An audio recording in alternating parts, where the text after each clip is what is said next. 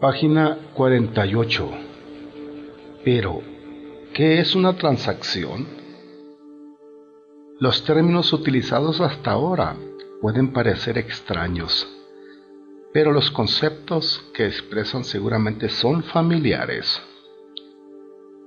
Sin embargo, aquí hay una excepción. Un nuevo concepto que requiere datos que el sistema contable rara vez proporciona: la transacción. ¿Qué es una transacción? ¿Cómo se establece la transacción que, entre las muchas transacciones de una empresa, representa la estructura real de los costos? No hay una respuesta fija.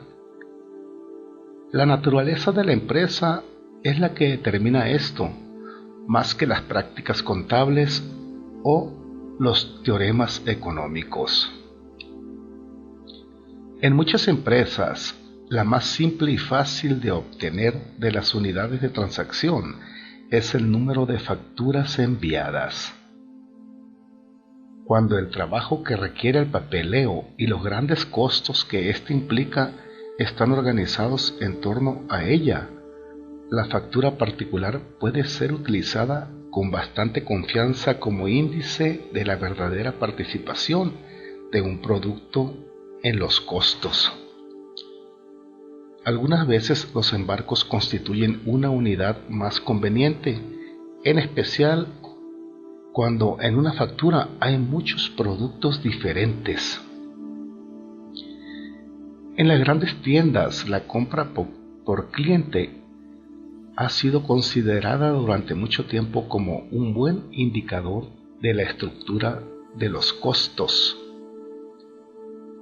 Mientras mayor es la compra por cliente, más grande será la eficacia de la operación minorista.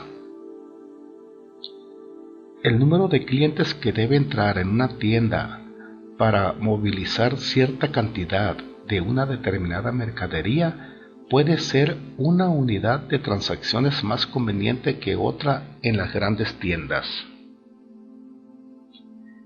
Una compañía mediana que fabrica computadores para ser utilizados en trabajos científicos utiliza como unidad de las transacciones el número de propuestas que debe efectuar para obtener una orden de compra.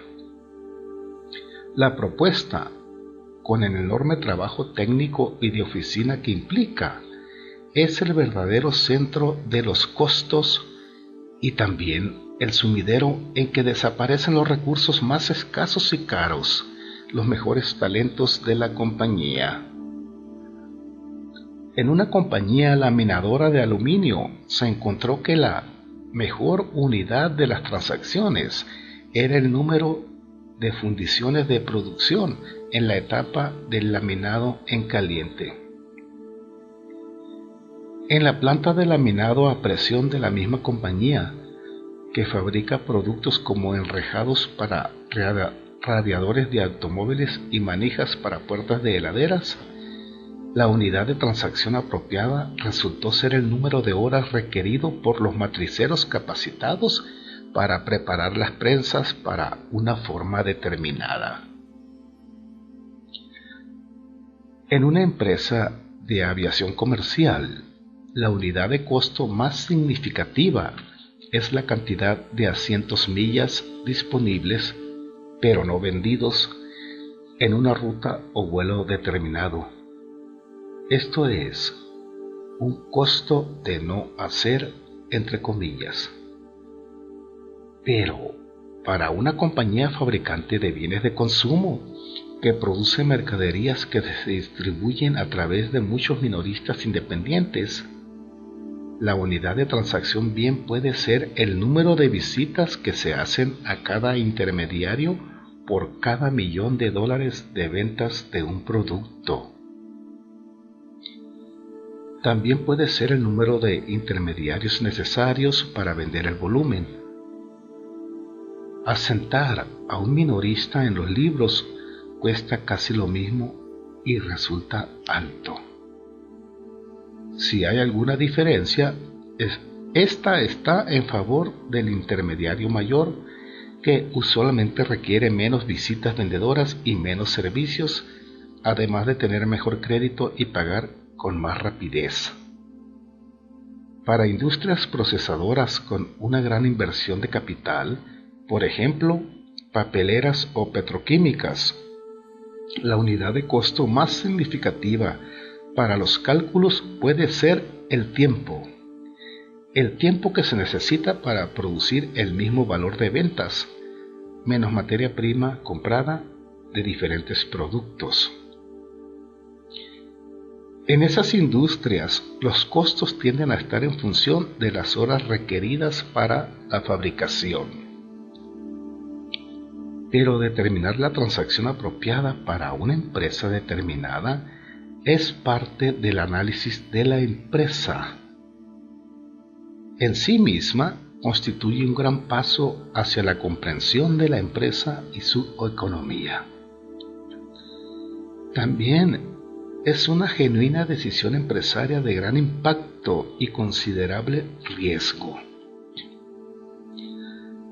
Los analistas o técnicos pueden señalar las selecciones posibles y sus consecuencias. La decisión final es responsabilidad de la dirección. Casilla número 2.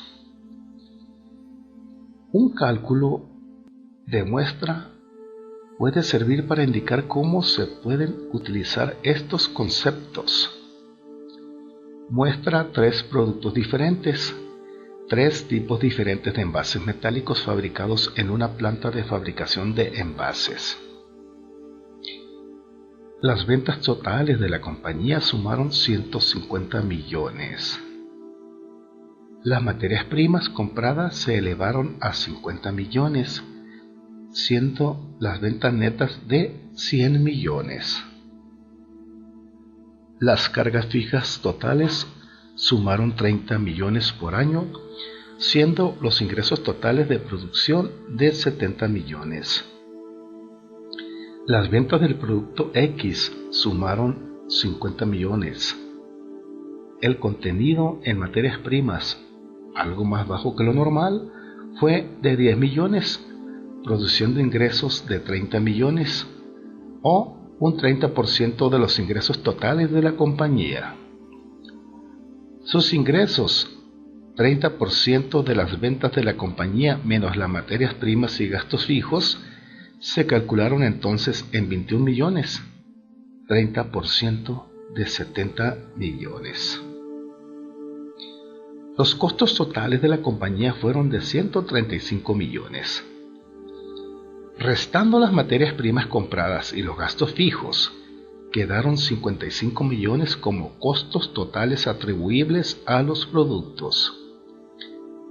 La unidad de transacción que se consideró más representativa fueron los fletes, con un total de 250,000 por año.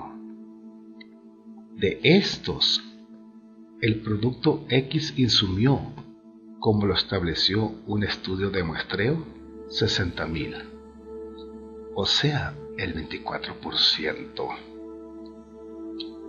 Esto lo dejó con una participación en la carga de los costos de 12.1 millones, 24% de 55 millones, y con una contribución neta a los ingresos de 7.8 millones, que como se verá, era más de la mitad de los beneficios totales de la compañía.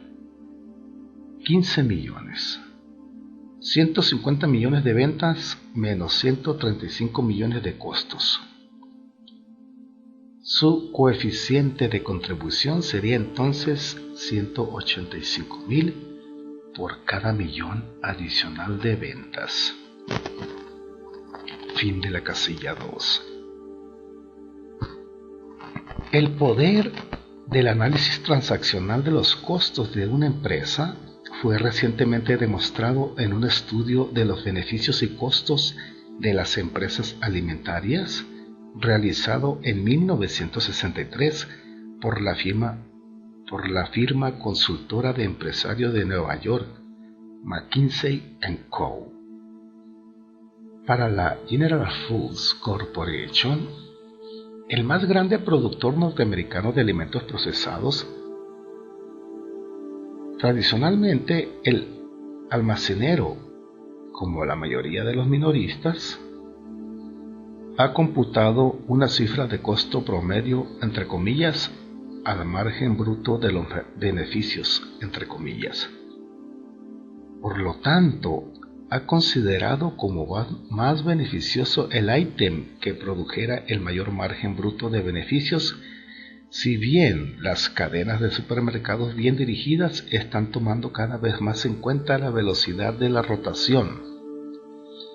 El estudio de McKinsey demostró que los costos reales dependen de las transacciones que requiere cada mercadería y que la participación de diferentes mercaderías en los costos varía mucho.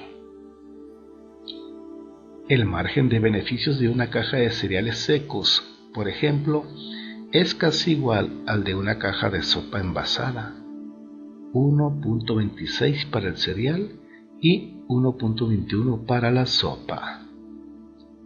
Por lo tanto, el almacenero siempre consideró que las dos mercaderías le producían idénticos beneficios, pero el estudio transaccional indicó que el beneficio real del cereal es de solo 25 centavos por caja contra un beneficio de 71 centavos para la sopa. A pesar de que los alimentos para bebés dejan un margen alto y circulan velozmente, requieren tanto manipuleo que en realidad producen pérdidas al almacenero. Continuación de la casilla número 2. El producto Y respondía similarmente por el 22% de los ingresos totales de la producción, con un ingreso de 15.4 millones, pero respondía por el 30% de las transacciones, o sea, una participación en los costos de 16.5 millones y una contribución negativa a los ingresos de 1.1 millones. Asimismo, el producto Z aparecía con una contribución negativa a los ingresos de 3.4 millones, con 18% del ingreso total, 12.6 millones, pero con una participación del 29% en los costos totales, 16 millones. Los costos fijos en esta empresa son, empero, algo altos. Las cifras mostradas aquí son cifras de después de la absorción de los costos fijos. Esto significa que cada uno de los tres productos ya había hecho su contribución a los costos fijos antes de la contribución al ingreso neto calculado aquí. El no fabricar los productos Y y Z sería, por lo tanto, más costoso que producirlos sin recuperar sus costos totales. Esto es, desde luego, lo que significa una contribución negativa. Sí, inciso A. Sus contribuciones negativas son menores que su participación en los costos fijos. Y sí, inciso B. No se puede fabricar un producto más rendidor para sustituirlos en el total de la producción y las ventas. La última es una suposición crucial. Siempre está implícita, pero raramente se prueba. Por lo tanto, el argumento de la absorción de los costos fijos tiende a convertirse en una coartada insignificante en muchos casos. En lo que respecta a la proporción de gastos fijos asignables a un producto, se puede utilizar un monto proporcional a sus ingresos o a su participación en los costos. Prefiero el último, no porque sea más lógico, sino debido a que constituye una prueba más severa para los productos débiles. Bajo cualquiera de estos dos métodos se encontraría que Y y Z han absorbido suficientes gastos fijos como para contribuir a los beneficios netos disponibles para la compañía, aunque el producto Z resulta marginal incluso con esta prueba. Página 52. Los ejecutivos pueden no haber considerado nunca a sus empresas como un sistema de transacciones, pero apenas comprenden la idea, en especial si se la presentan mediante ejemplos más que mediante sesudas disertaciones. Generalmente pueden aplicarla a la empresa que conocen. Por lo menos, la intuición del ejecutivo se inclinará hacia las respuestas correctas. Las diferencias de opinión entre los ejecutivos experimentados de una compañía son reveladoras y valiosas. En una empresa determinada bien pueden existir diferentes transacciones capaces de servir como unidad de costo. Conozco una gran empresa química en la que las facturas, el número de visitas realizadas para ayudar a un cliente a utilizar un producto y las modificaciones de los productos para usos específicos pueden, por separado, ser considerados como unidades representativas de las transacciones y la verdadera medida del costo. Si el enfoque de los costos de un producto difiere grandemente al utilizar diferentes medidas, esto en sí constituye una revelación importante. Al menos explica a los componentes de una empresa las razones por las cuales se producen diferencias de opinión respecto a los méritos y comportamiento de un producto.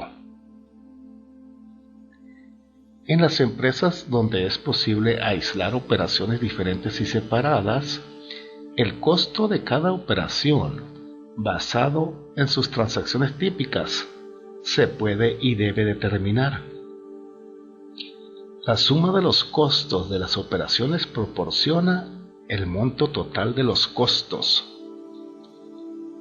Este es el procedimiento correcto cuando los costos de operación son altos y casi fijos. No se puede hacer navegar una parte de un barco.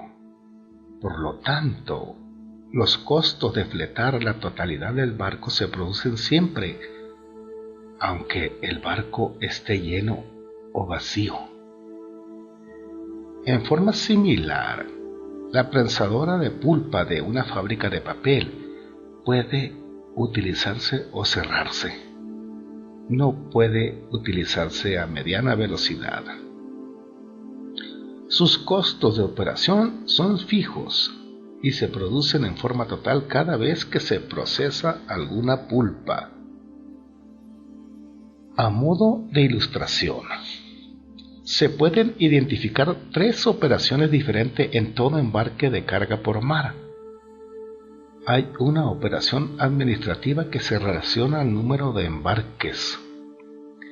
El costo administrativo es igual, aunque el embarque sea grande o pequeño, valioso o de bajo costo, abultado o compacto, y requiera que en las facturas figuren 25 o un solo ítem o producto. Es fijo por ley.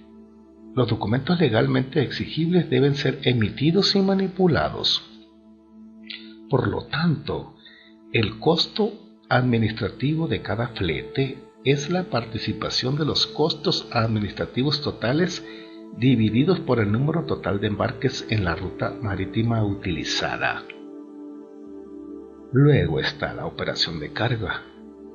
En este caso, la unidad de costo es la hora del tiempo de carga y descarga. La red cargadora solo puede efectuar un número determinado de viajes por hora, sin tener en cuenta si la carga es grande o pequeña. Además, siempre tiene que haber un grupo de cargadores en el barco y otro en el muelle. La unidad de costo es el tiempo. La participación del costo de cargar es el total de los costos de carga dividido por la participación del embarque en el tiempo total de la carga. Esto implica que un bulto grande es mucho más económico para la flota que uno pequeño. Por último, están los costos de operación del barco, que son prácticamente fijos, sea cual fuere la carga del barco. Los costos de capital, mantenimiento, salarios de la tripulación, seguros e incluso el combustible son igualmente altos cuando el barco navega vacío que cuando navega lleno. Por lo tanto, la carga de operación del barco de un embarque es la participación del costo total de operación del barco, que corresponde al porcentaje del espacio de carga del barco utilizado por carga útil en el viaje típico que requiere un embarque. La participación total en el costo de un embarque es la suma de estas tres participaciones en los costos diferentes. Hasta aquí el análisis habrá producido importantes resultados. Habrá presentado nuevos hechos y arrojado luz sobre aspectos que han preocupado a los empresarios durante mucho tiempo. Habrá elevado muchas preguntas nuevas, con frecuencia problemáticas, especialmente cuando se analizan áreas de resultados que no son las de los productos. En 2 etapas, por lo menos, tendrán que tomarse importantes decisiones ejecutivas en la definición de un producto y de la unidad de transacción apropiada. Todavía sabemos poco sobre un producto hasta no examinar su posición de liderazgo y sus perspectivas, lo externo y lo futuro. El cuadro 2 proporciona una muestra. Página 54.